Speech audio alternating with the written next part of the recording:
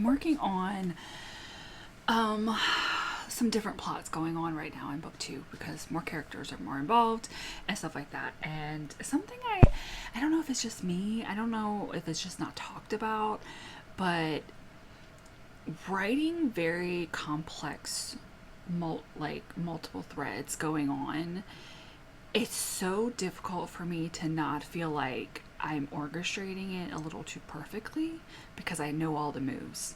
Like I can see above and I know how they're all moving and I know like what they're doing and how that happens. So like I know how one character did this and when did this and then because they did this the next person did this and then like I know all of those moving pieces that I sometimes sit there and like, is this too complex or is it too perfect?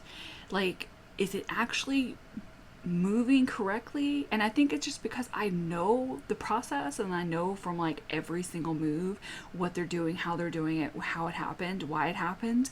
And some of it is just because they're stupid, and other points is because they took advantage of the opportunity. Other people is because that's what they wanted and they planned it. And it's like because I know all of that, it's very difficult for me to not like overthink it way too much to the point where I'm like, is all this really worth that? Because holy shit, do I need to know this much?